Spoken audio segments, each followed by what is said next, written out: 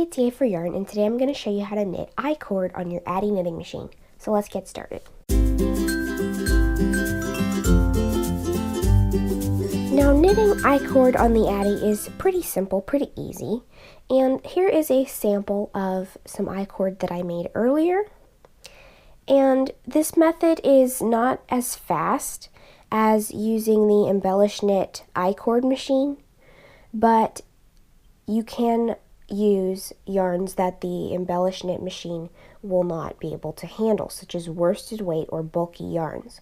So this is a pretty fast method, not quite as fast as the Embellish-Knit machine, but way faster than knitting it by hand, way to make I-Cord.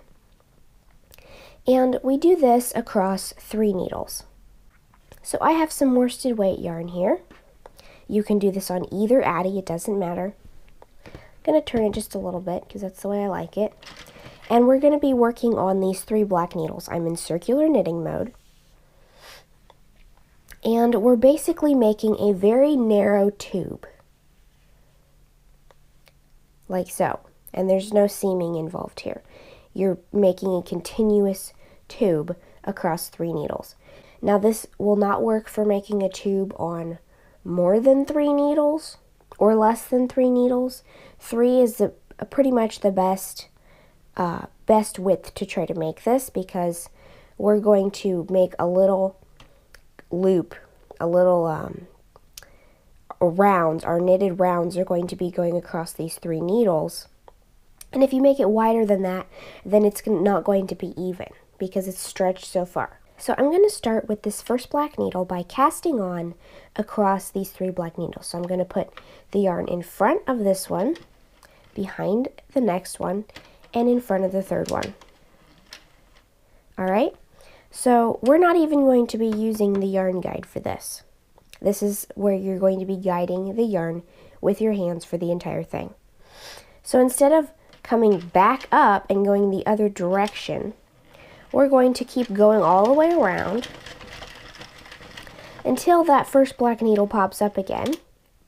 Then we're going to bring the yarn that's over here around behind those 3 black needles into the first black needle again. Make sure it hooks.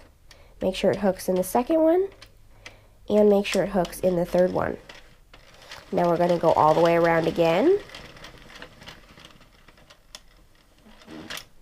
As that first black needle comes up, we're going to bring the yarn around the back and across in front of the black needles again. And you always want to make sure that when the needles come up, the first and the third needle come up, that the stitch that's already on them pops all the way to the bottom. So we're going to go around again. When that first black needle pops up, we want to make sure the stitch that's on it is at the bottom. You might also want to, once you've done a few rows, tug on your tail to make sure that it closes up. And we're going to again bring the yarn behind the 3 black needles and in front of them again.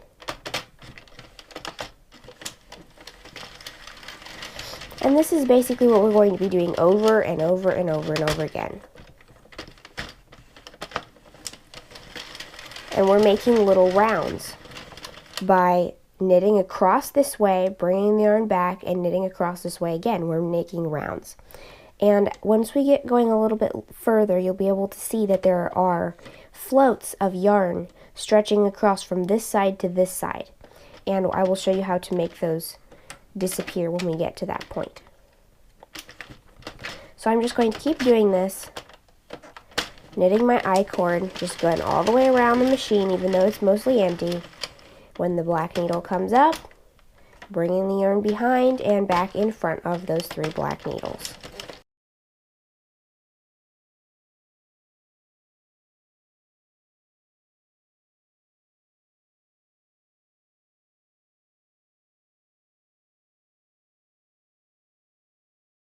Alright, so I've got a few more rows knit here, and you can see all of the floats of yarn that are stretched across the back. And to get rid of these, all you're going to do is take the end of your I-Cord and pull on it.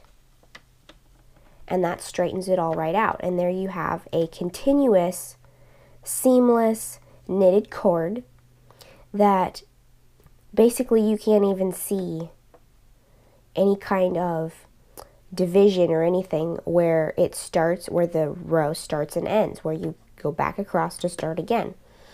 And this makes a very nice cord. If you were to do this with a thinner yarn, such as a sport or fingering, it would probably be more open, because the thinner yarn, when it makes these bigger loops, is going to, you're going to be able to see through the spaces in between the yarn. But with this worsted weight yarn, it looks pretty good. And with a bulky weight yarn, it will also do the same thing. So this is ideal for worsted weight or bulky yarn, maybe even DK. But I like to use this method when my yarn that I'm using is too thick for the Embellish-Knit machine, which was usually my first choice because it's faster. But if the yarn is too heavy for that machine, then this is a great option to make quick and easy I-cord for your knitted projects. So all we're going to do here is to tie off. We're going to bring the 3 black needles up, cut the yarn. If you're going to be sewing this I-cord onto something, you might want to leave a long enough tail with which you may do that. So I'm just going to cut the yarn, thread it onto my yarn needle,